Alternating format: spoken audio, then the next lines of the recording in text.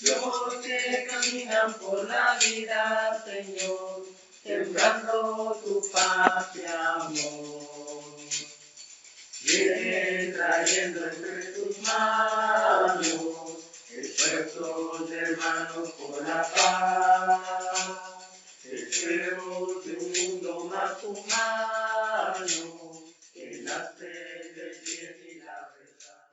Lectura del libro de Josué. El Señor le dijo a Josué: a partir de hoy te haré cada vez más importante a los ojos de los israelitas. Así ellos verán que yo estoy contigo como estuve con Moisés. Tú, por tu parte, ordena a los sacerdotes que llevan el arca de la alianza que cuando lleguen a la orilla del Jordán se paren dentro del río. Entonces Josué le dijo a los israelitas: vengan y escuchen lo que dice el Señor su Dios. Esta será la prueba de que el Dios viviente está en medio de ustedes y de que el paso de ustedes Él irá barriendo a los cananeos, a los hititas, a los heveos, a los fereceos, los gergeseos, los amorreos, los jebuseos. Miren, el arca de la alianza del Señor de toda la tierra va a cruzar el Jordán delante de ustedes. Por eso, escojan ahora a 12 hombres, uno de cada una de las 12 tribus de Israel. Cuando los sacerdotes que lleven el arca del Señor a toda la tierra metan los pies en el agua, el río se dividirá en dos partes, y el agua que viene de arriba dejará de correr, y se detendrá como formando un embalse. Los israelitas salieron de sus tiendas de campaña para cruzar el río, y delante de ellos iban los sacerdotes que llevaban el arca de la alianza. Pero en cuanto los sacerdotes entraron en el río y sus pies se mojaron con el agua de la orilla, durante el tiempo de la cosecha el Jordán se desbordaba. El agua que venía de arriba dejó de correr y se detuvo, como formando un embalse. Bastante lejos de Adán, la ciudad que está junto a la fortaleza de Zeretán, y el agua que bajaba hacia el mar muerto siguió corriendo hasta que se terminó. Así se dividió el agua del río, y los israelitas cruzaron frente a la ciudad de Jericó.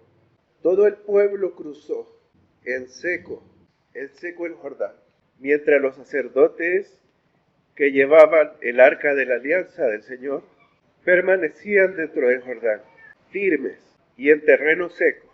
Palabra del Señor.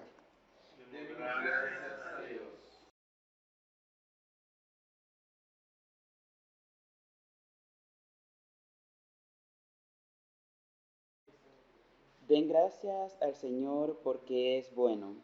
Porque para siempre es su misericordia. Proclamen los remedios del Señor. Y de todos los pueblos que Él los redimió de la mano del enemigo. Él los recogió de entre todos los países. Del oriente y del occidente, del norte y del sur. Algunos erraban por el desierto, sin hallar camino a una ciudad en donde vivir. hambrientos y sedientos. Su alma desfallecía en ellos. Entonces proclamaron al Señor en su angustia. Y los libró de su aflicción. Los dirigió por senda recta. Para que llegasen a una ciudad en donde vivir. El Señor convirtió los ríos en desiertos, y los manantiales de agua en sequedades. la tierra fértil en marismas, por la maldad de los que la habitan.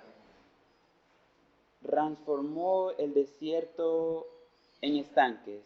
Y la tierra seca en manantiales de agua. Allí estableció a los hambrientos. Y fundaron ciudad en donde vivir. Sembraron campos y plantaron viñas. Recogieron abundantes cosechas. Gloria a la divinidad, gloria al Hijo y gloria a la Espíritu Santa. Como era en el principio, ahora y siempre, por los siglos de los siglos. Amén.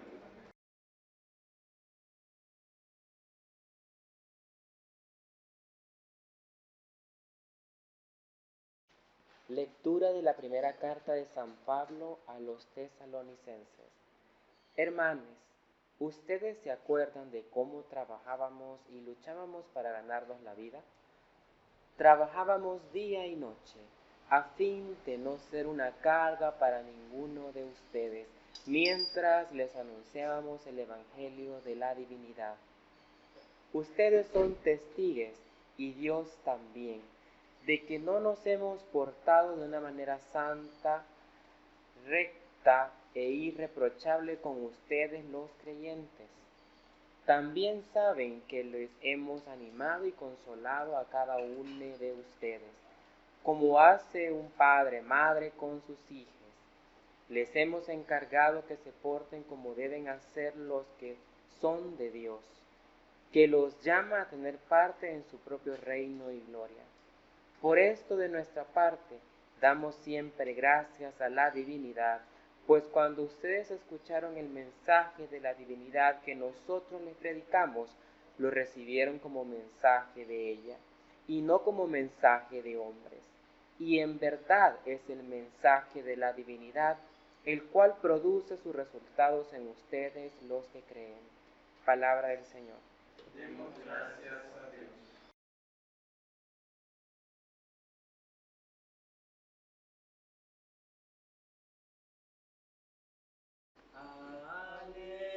Aleluya, aleluya,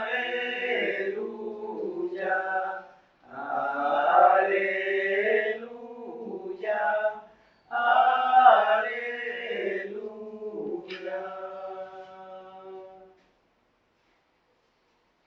El Santo Evangelio de nuestro Señor Jesucristo, según San Mateo. Gloria a ti, Cristo Señor. Jesús dijo a la gente y a sus discípulos: los maestros de la ley y los fariseos enseñan con la autoridad que viene de Moisés. Por lo tanto, obedézcanlos ustedes y hagan todo lo que les digan, pero no sigan su ejemplo, porque ellos dicen una cosa y hacen otra. Atan cargas tan pesadas que es imposible soportarlas y las echan sobre los hombros de los demás, mientras que ellos mismos no quieren tocarlas ni siquiera con sus dedos. Todo lo que hacen para la gente, las escrituras, todo lo que hacen para la gente es para que la gente los vea. Les gusta llevar en la frente y en los brazos porciones de las escrituras escritas en anchas tiras y ponerse ropas con grandes bolsas. Quieren tener los mejores lugares en las comidas y los asientos de honor en las sinagogas, y desean que la gente los salude con todo respeto en la calle y que los llame maestros. Pero ustedes no deben pretender que la gente los llame maestros, porque todos ustedes son hermanos y tienen solamente un maestro. Y no llamen ustedes padre a nadie de la tierra, porque tienen solamente un Padre, el que está en el cielo. Si deben pretender que los llamen guías, porque Cristo es su única guía. El más grande entre ustedes debe servir a los demás. porque el que a sí mismo se engrandece será humillado, y el que se humilla será engrandecido. El Evangelio del Señor. Te alabamos, Cristo Señor.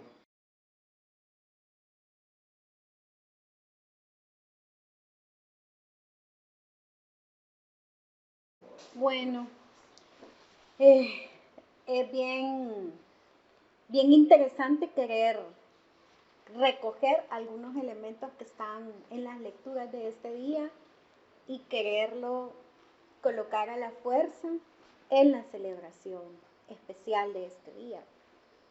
Sin embargo, quisiera retomar algunos elementos bien importantes y que están allí y que quizás forman parte de los mitos, parte también de cómo en la oralidad que existía antes se fueron pasando los ritos también, algunas ceremonias, y que no provienen precisamente de la clase sacerdotal, sino que provienen de la gente, y que me hizo recordarme muchísimo la razón por la cual se hace el Arca de la Alianza, la razón por la cual se enojó Moisés y quebró las primeras tablas, ¿verdad?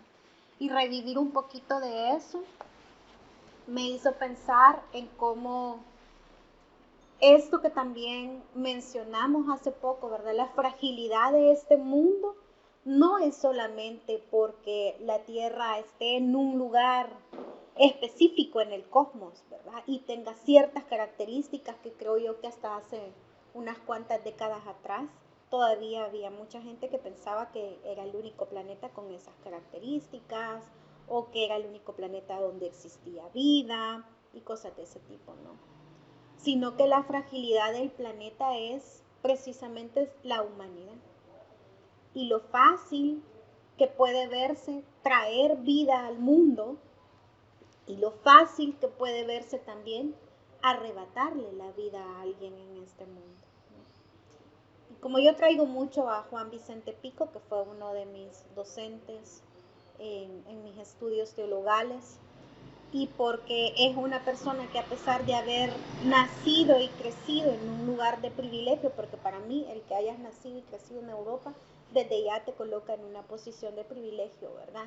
Así hayas nacido en una barriada, ¿no? Pero hay algo que te hace diferente cuando venís a un contexto latinoamericano y que este hombre haya decidido despojarse de ese privilegio para adentrarse en las montañas de Perú, en las montañas de Bolivia y convivir con esa gente que yo creo que solo lo que vemos en los documentales nos permite tener como una idea de cómo es la fragilidad de la vida en esos territorios donde reina la nieve, las montañas rocosas, donde no podés sembrar, ¿verdad? Donde estás alejado o alejada de aquello que vamos a llamar modernidad y que nos permite incluso a nosotros, que somos clase trabajadora, ¿verdad? Gozar de ciertos privilegios que tal vez no puedan tener otras personas, como el hecho de que nos caiga el agua en un chorro y no haya que madrugar todos los días para ir a traer el agua, como sucede en comunidades muy adentro de Comasagua, por ejemplo, ¿verdad? Que las mujeres se levantan a las 3 de la mañana para ir a traer agua y que en el camino, y sobre todo hoy con este estado de excepción, han habido muchos casos de violación de mujeres que han quedado silenciados, ¿verdad? Por el miedo y el terror, ¿no? Y porque es tierra de nadie, ¿no? Entonces me hizo pensar mucho en estas similitudes que va a tener este pueblo allá en Comasagua, que de hecho estas mujeres las habíamos invitado a que nos contaran la semana pasada cómo era su experiencia de las muertes estacionales y las muertes maternas en sus contextos de vida y no se pudieron conectar porque estaban las lluvias y resulta que no tenían acceso a internet para nada, ¿verdad? Y además ellas tienen que subir desde una comunidad que se llama, ay Dios mío, se me acaba de ir el nombre de la comunidad, pero es bien interesante porque todos los municipios tienen una comunidad con ese nombre. Ya me voy a acordar.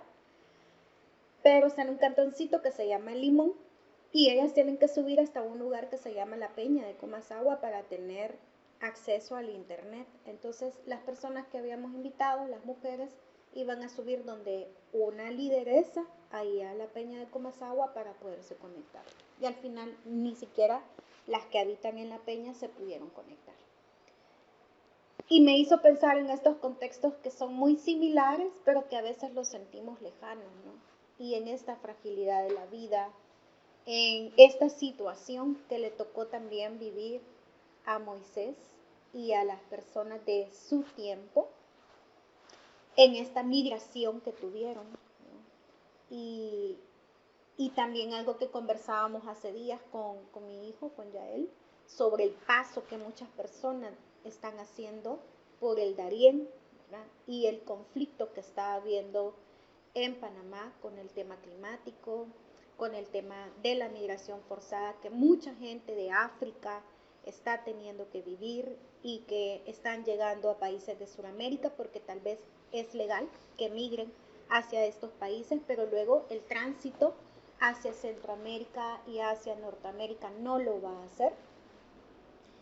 Y en que estas cosas de injusticia, donde se pone la fragilidad de la vida y se pone a disposición la muerte, no han cambiado desde el tiempo del padre Vicente Pico recorriendo Sudamérica a lo que está pasando ahora en nuestros contextos, ¿no? De que el padre ya está bien viejito, hoy está residiendo acá en la UCA y en una vida más privilegiada, cuidada, pero que estas personas que él dejó allá no van a tener ese mismo privilegio del cuidado de la vida para tener una santa muerte, ¿no?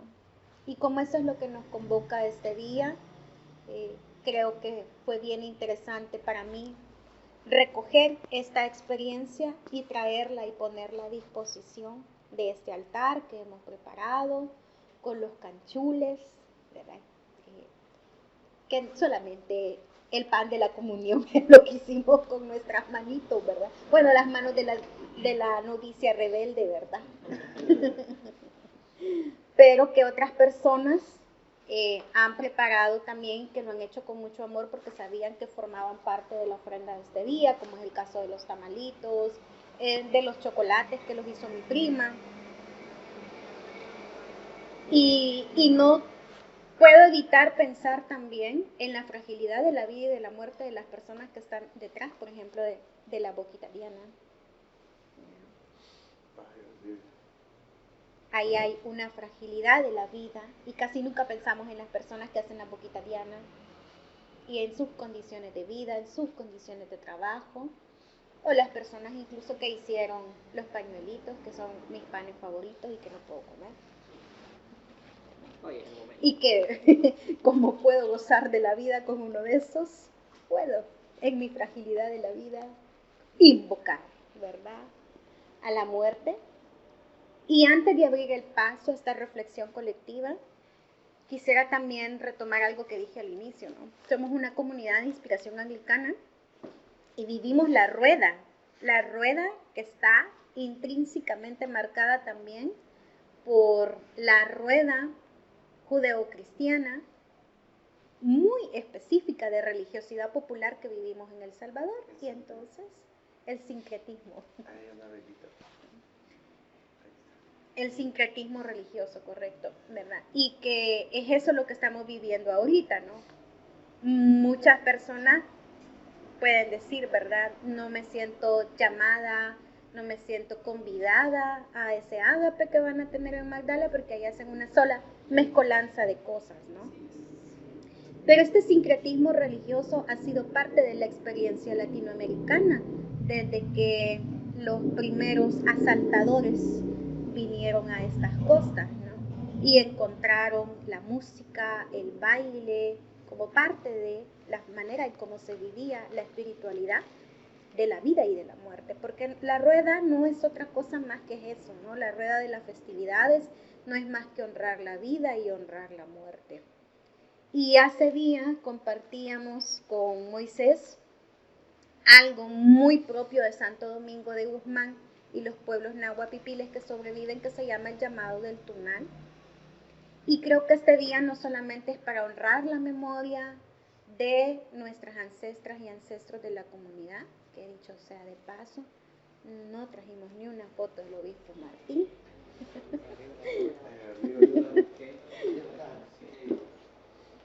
Y sí,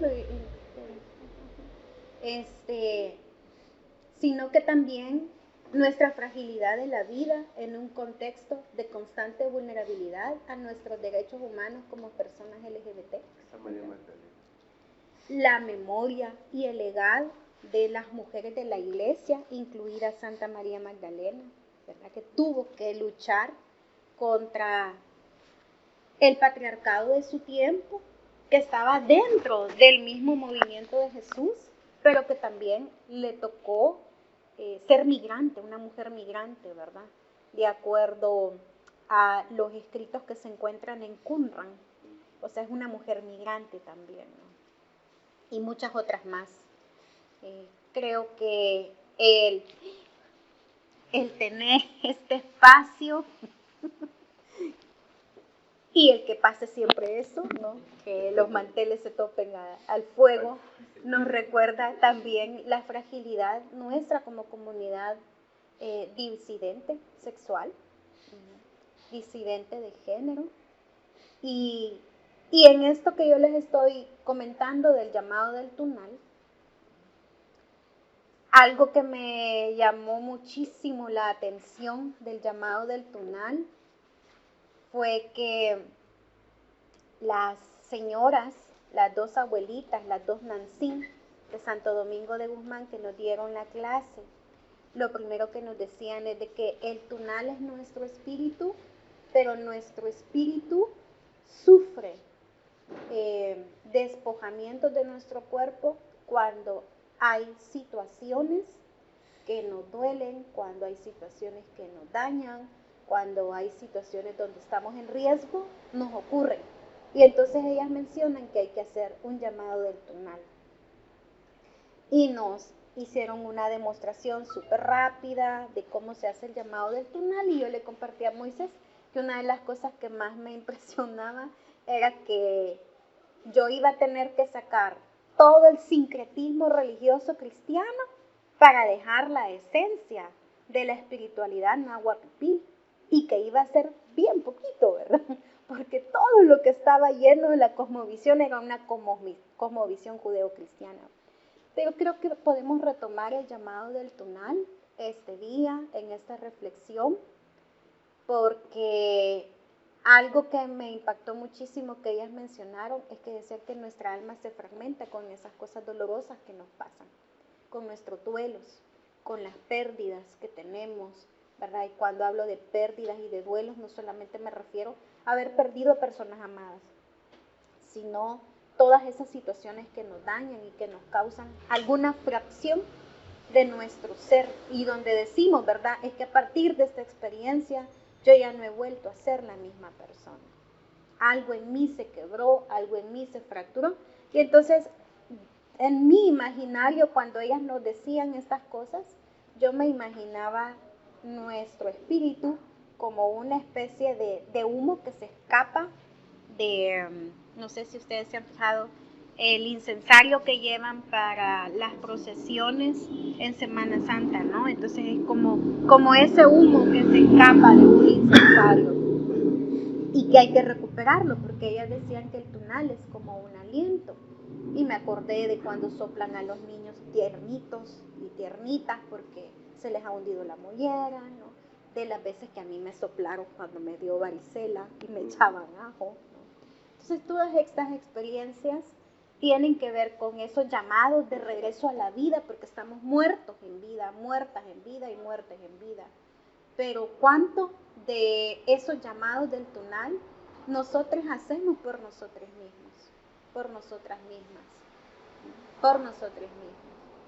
¿Cuántas veces nos hemos fragmentado y en lugar de parar en seco y decir necesito recuperar mi esencia, mi vida, al contrario, afirmamos, ¿verdad? Que nos fragmentamos, que nos partimos, que nos rompimos y que jamás volveremos a ser las mismas personas. Y eso me quedó rondando mucho, mucho, mucho sobre algo que también dentro de las tradiciones célticas se va a conocer como los rituales para la recuperación de la fragmentación, así como la película del fragmentado, ¿verdad? Entonces, como todas esas versiones de mí que han quedado desperdigadas por el desamor, por los duelos, por lo que sea que nos ha ocurrido, están por ahí volando, en otro espacio paralelo al nuestro, pero que estas abuelitas decían que estamos en la obligación y en la responsabilidad personal de recuperarlas. Entonces yo traigo también esto a colación, ¿no?